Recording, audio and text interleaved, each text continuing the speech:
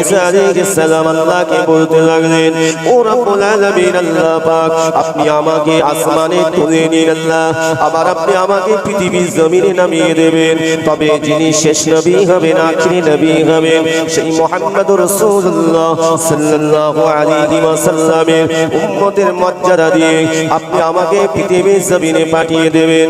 আর আমি পৃথিবীর জমিনে এসে সেই আখিরি পয়গম্বরের উপরে আপনি যে কিতাব নাযিল করবেন, সেই কিতাবটা আমি জগতের বুকে প্রচার করব। সেই আখিরি নবীর সুন্নাতের উপরে আমি চলবো, সেই আখিরি নবীর সুন্নাত আদর্শ নিয়ে আলোচনা করব।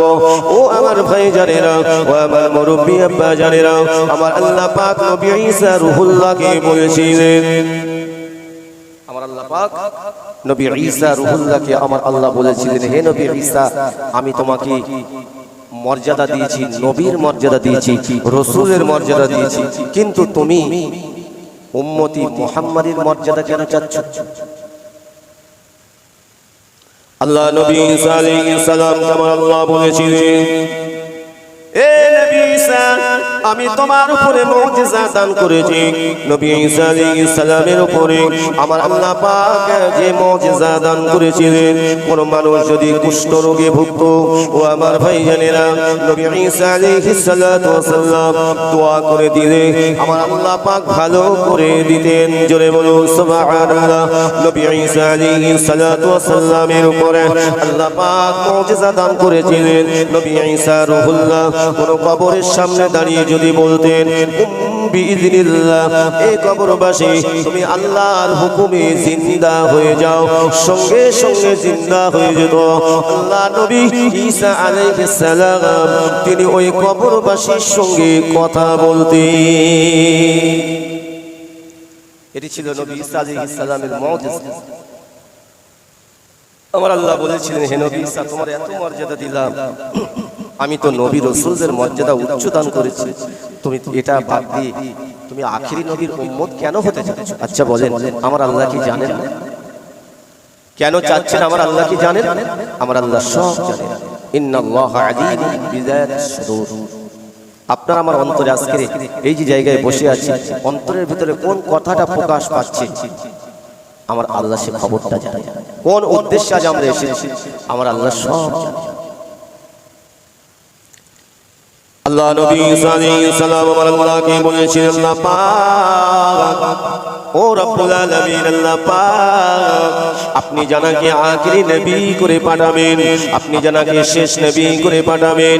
এই আখিরি নবী মুহাম্মদুর রাসূলুল্লাহ সাল্লাল্লাহু আলাইহি ওয়াসাল্লামকে তো আপনি সব থেকে বেশি প্যার করেন, আপনি সব থেকে বেশি মহব্বত করেন। আখিরি নবীর ওসিলায় আপনি তো সব কিছু সৃষ্টি করেছেন, আমি নবী ঈসাকে আপনি সৃষ্টি করেছেন।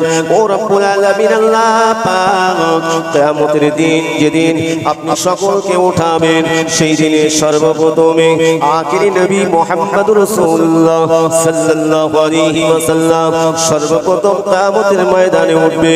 সেই আখিরি নবী আমার কিয়ামতের ময়দানে উঠে নিজের জন্য কাঁদবেন না, উম্মত উম্মতীদের জন্য কাঁদতে থাকবেন।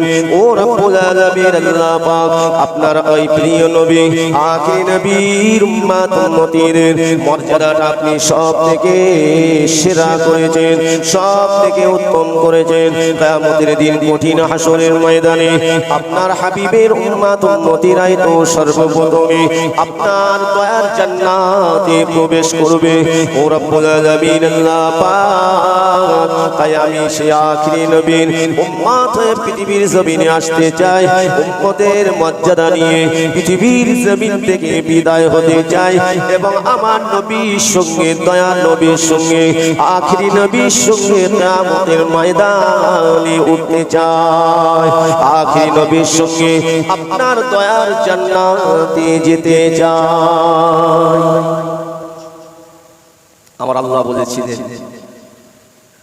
নবী ঈসা, তুমি আমার হাবিবকে এতটাই ভালোবাসো।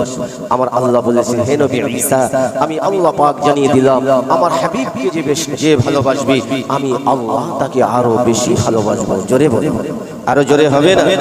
আজকে আমরা খাস ভাবে সেই নবীর ভালোবাসায় মহব্বত এখানে বসেছি। নবীর ভালোবাসায় যদি এখানে বসি, আমরা তো দুনিয়ায় অনেক রাজা বাদশা নেতা মন্ত্রী মহব্বত করি, কে কার মহব্বত করেন আমার দেখার দরকার নেই, কিন্তু আপনাকে আমাকে আসল জায়গায় ঠিক থাকতে হবে। আখিরি পয়গম্বরকে আমি আপনি যদি আসল নেতা হিসাবে না মানতে পেরেছি এবং আমার নবীর আদর্শের উপরে যদি না চলতে পেরেছি, মনে রাখবেন আমি আপনি কিন্তু বড় গাড্ডায় পড়ে যাব। দুনিয়াতে আল্লাহ এমনি পাঠায়, দুনিয়াতে আল্লাহ পাঠিয়েছেন আপনাকে আমাকে পরীক্ষা করার জন্যই পাঠিয়েছেন। এই দুনিয়া পেয়ে আমি আপনি দুনিয়ার মধ্যে বেশি জড়িয়ে পড়ি না, দুনিয়া পেয়েছি ঠিকই, কিন্তু এই দুনিয়ায় চলে আল্লাহ পাকের শুকরিয়া আদায় করি, এটা আমার আল্লাহ পরীক্ষা করার জন্য পাঠিয়েছে। মনে রাখবেন আমি আপনি যে যাই করি না কেন আল্লাহর কাছে সকলকে উঠতে হবে, ধরা পড়তে হবে। মৃত্যু থেকে আমি আপনি কেউ রেহাই পাবো না। আমার আল্লাহ পাক রব্বুল আলামিন নবী ঈসাকে বলেছিলেন, হে নবী ঈসা, আমি আল্লাহ পাক তোমার দোয়াকে কবুল করে নিলাম এবং আমি আল্লাহ পাক তোমাকে জানিয়ে দিলাম আমি আল্লাহ তোমাকে আসমানে তুলে নেব এবং আমি যেদিন তোমাকে পৃথিবীর জমিনে পাঠিয়ে দেব আমার প্রিয় হাবিবের উম্মতের মর্যাদা দিয়ে আমি তোমাকে পৃথিবীর জমিনে পাঠিয়ে দেব। ও আমার ভাইজানেরা, আপনারা বলুন সেই নবী ঈসা আলাইহিস সালাম তিনি কি এখনো পৃথিবীর জমিনে এসেছেন? বাবা, আল্লাহ তাআলাকে আসমানে তুলে রেখেছেন, কিন্তু তিনি এবার আসবেন কোন মায়ের গর্ভে থেকে তিনি আসবেন না, কেননা মায়ের গর্ভে একবারই আসা হবে, ঠিক কিনা? আমি আপনি মায়ের গর্ভে থেকে পৃথিবীর জমিনে এসেছি, আপনাকে আমাকে কবরে যেতে হবে একাকিরে। ও আমার ভাইজানেরা, নবী ঈসা আলাইহিস সালাম তিনি তো তানার আম্মা জান হলেন হযরতে মারিয়াম আলাইহিস সালাম। হযরতে মারিয়াম আলাইহিস সালামের গর্ভে থেকে তিনি পৃথিবীর জমিনে ভূমিষ্ঠ হয়েছিলেন। আল্লাহ পাক তাকে নবী রাসূল করে পাঠিয়েছিলেন। ও ভাইজানেরা, সেই নবী ঈসা আলাইহিস সালাম তিনি পৃথিবীর জমিনে আসবেন, উম্মতি মুহাম্মাদের দরজা নিয়ে আসবেন। তিনি এখনো আসেন নাই, তিনি আসবেন, তিনি আসবেন। ও আমার ভাইজানেরা, তিনি আসবেন বাবা। নবী ঈসা আলাইহিস সালাম এই পৃথিবীর জমিনে এসে আল্লাহ নবী ঈসা আলাইহিস সালাম তিনি 40 বছর আল্লাহ পাকের একত্ববাদের কালেমা এবং দ্বীনের দাওয়াত তিনি জগতের বুকে পৌঁছে দেবেন। আমার নবী দয়াল নবীর উপরে আমাদের কাছে যে কোরআন আছে, এই কোরআনের বাণীটাই তিনি প্রচার করবেন। যে কোরআন আমাদের ঘরে আছে বাবা, যে কোরআন আমাদের ঘরে রয়েছে, এই কোরআন শরীফটাকে তিনি কিয়ামতের দিন হাসরের ময়দানে বিচারের দিনে আমার আল্লাহ পাক যখন সকলকে উঠাবেন, এই কোরআন নিয়ে যিনি কিয়ামতের ময়দানে উঠবেন, কোরআনের মহব্বত ভালোবাসা নিয়ে যিনি উঠবেন, আমার আল্লাহ পাক তাকে আমার আল্লাহ হেফাজত করবেন। সেই কোরআনের বাণী নবী ঈসা আলাইহিস সালাম তিনি প্রচার করবেন। 40 বছর তিনি আল্লাহ পাকের একত্ববাদের কালেমা, আল্লাহ পাকের মনোনীত ধর্ম ইসলামের বাণী জগতের বুকে প্রচার করবেন। তারপরে তিনি আল্লাহর ডাকে সাড়া দিয়ে দুনিয়ার বুক থেকে বিদায় হয়ে যান। কেন? মৃত্যু সকলের হবে, একমাত্র আমার আল্লাহ পাকের কোনো মৃত্যু নাই। জোরে বলুন সুবহানাল্লাহ। কেন? স্রষ্টার কোনো মৃত্যু নাই, কিন্তু আল্লাহ পাকের সৃষ্টি জীবের মৃত্যু আছে, আছে না? কারণ আল্লাহ পাক রব্বুল আলামিন তিনি তার পাক কালামুল্লাহ শরীফের মধ্যে জানিয়ে দিয়েছেন, আল্লাহু লা ইলাহা ইল্লা হুয়াল হাইয়ুল কাইয়্যুম লা তাখুযুহু সিনাতুন ওয়ালা নাওম লাহু মা ফিস সামাওয়াতি ওয়া মা ফিল আরদ।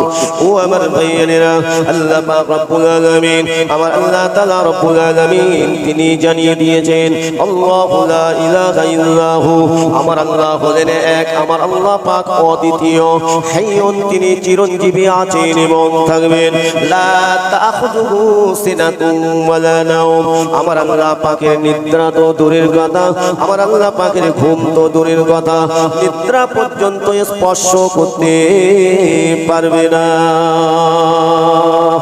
লাহু মা ফিস সামাওয়াতি ওয়া মা ফিল আরদ, আসমান বলুন জমিন বলুন সব কিছুর মালিক হলেন আল্লাহ। আমার আল্লাহ তার কোনো মৃত্যু নাই, কিন্তু আমাদের মৃত্যু আছে। কেন? আমার আল্লাহ আমাদেরকে সৃষ্টি করেছেন, ঠিক কি না? আমাদের সৃষ্টি করেছে। আমরা কি থেকে তৈরি বাবা বলেন? মাটি থেকে তৈরি। যে মাটির উপর আজ দাপট দিয়ে বেড়াচ্ছি, জানি না আমি আপনি কে, কেমন ভাবে মাটির সঙ্গে ব্যবহার করছি। এই মাটি কিন্তু ছাড়বে না, এটা মনে রাখবেন। এই মাটি ছাড়বে না। যা কিছু জমিনের উপরে করব, একটা সেকেন্ডের হিসাব এদিক ওদিক হবে না।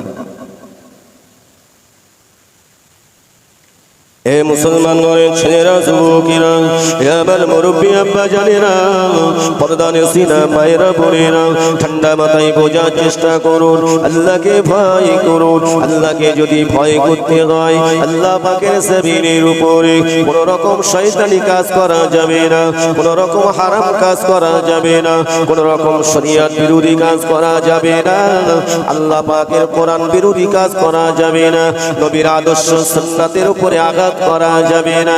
ও আমার ভাইজানেরা, আল্লাহ পাকের জমিনের উপরে আপনাকে আমাকে সাবধানের সঙ্গে চলাফেরা করতে হবে, কেননা এই দুনিয়া ছেড়ে আপনাকে আমাকে চলে যেতে হবে।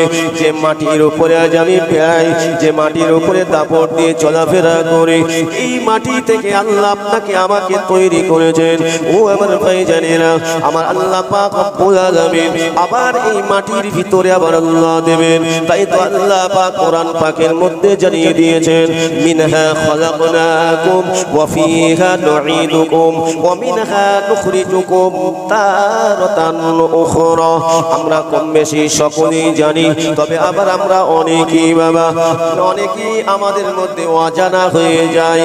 অথচ আল্লাহ আপনাকে আমাকে কিভাবে তৈরি করেছেন, কি থেকে তৈরি করেছেন, কোথায় আপনাকে আমাকে যেতে হবে, আবার কোথায় উঠতে হবে, এটা যদি না জানি বাবা, আমার আল্লাহ পাক যেদিন তুলবেন, যেদিন আমার আল্লাহ পাক যেদিন আপনাকে আমাকে ধরবেন, সেদিন বুঝে আর কোনো লাভ হবে না। তাই আল্লাহ পাক রব্বুল আলামিন জানিয়ে দিয়েছেন, বান্দা বান্দিরে, তোমাকে মাটি থেকে তৈরি করা হয়েছে। মিনহা খালাকনাকুম, তোমাকে মাটি থেকে সৃজন করা হয়েছে। ওয়া ফিহা নুঈদুকুম, আবার তোমাকে মাটিতে দেওয়া হবে। কোন দিনে আপনাকে আমাকে মাটিতে যেতে হবে?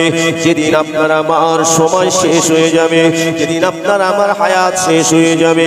কেননা হায়াতের মালিক আল্লাহ, মওতের মালিক আল্লাহ, আমার আল্লাহ পাক রব্বুল আলামিন। তাই তো তিনি কোরআন পাকের মধ্যে জানিয়ে দিয়েছেন, আল্লাযী খালাকাল মাউতা ওয়াল হায়া লিয়াবলুয়াকুম আইয়ুকুম আহসানু আমালা।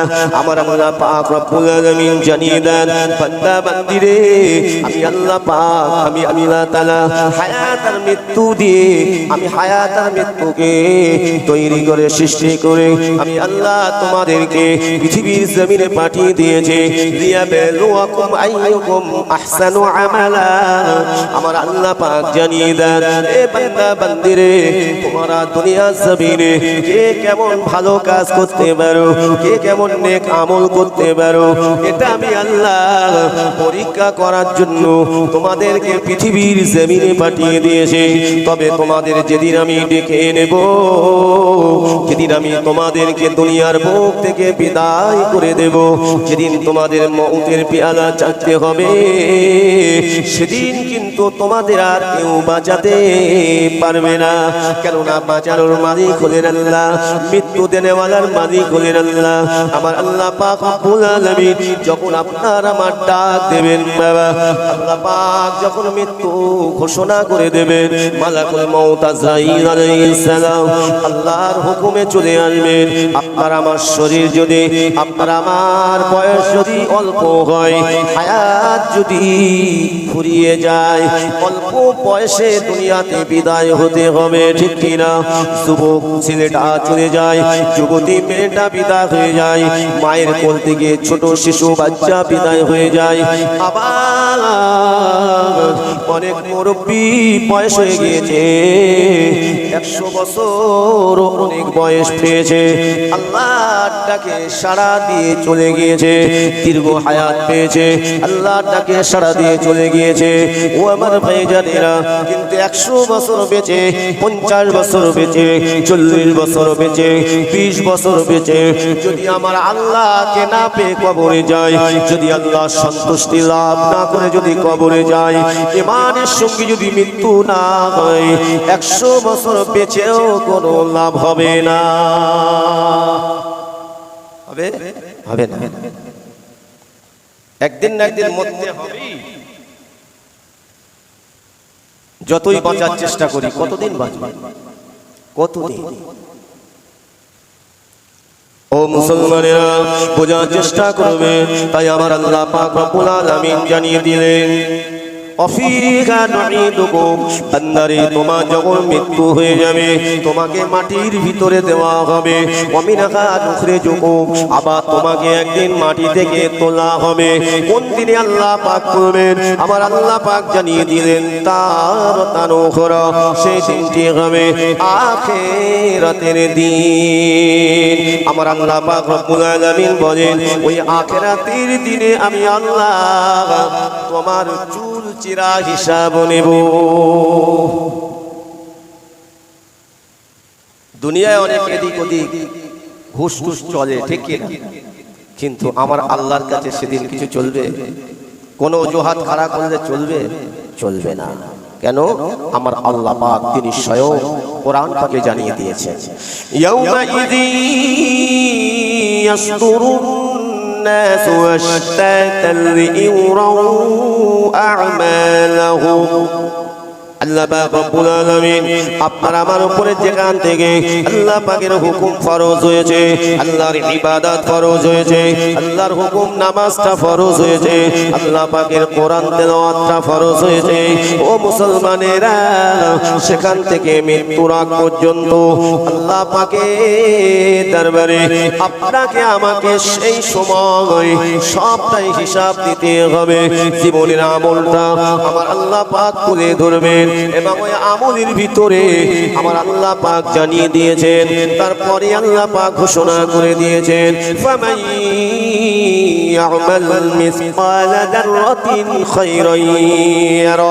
আল্লাহ পাক রব্বুল আলামিন বলেন, এ বান্দা বান্দী, তোমার ওই আমলের ভিতরে যদি সরিষা পরিমাণ, যাররা পরিমাণ তুমি যদি ভালো কাজ করে থাকো, নেক কাজ যদি করে থাকো, সেটাও তোমার ওই আমল নামাতে দেখতে পাবে। জোরে বলুন সুবহানাল্লাহ। তারপরে আল্লাহ পাক জানিয়ে দিলেন, ওয়ামান ইয়ামাল মিসকালা যাররাতিন শাররান ইয়ারা। আল্লাহ পাক রব্বুল আলামিন আমার আল্লাহ পাক জানিয়ে দেন, বান্দারে, তুমি তোমার জীবনের ওই আমলের ভিতরে যদি সরিষা পরিমাণ খারাপ কাজ করে থাকো, সেটাও আমি আল্লাহ তোমার সামনে তুলে ধরবো। তাহলে কি বোঝা গেল? নেক কাজ করলে, সরিষা পরিমাণ ভালো কাজ করলেও সেটাও আল্লাহ আপনার আমল নামাতে তুলে ধরবেন। সরিষা পরিমাণ যদি খারাপ কাজ করি, সেটাও বাদ যাবে না, সেটাও আমার আল্লাহ পাক আপনার আমার সামনে তুলে ধরবেন।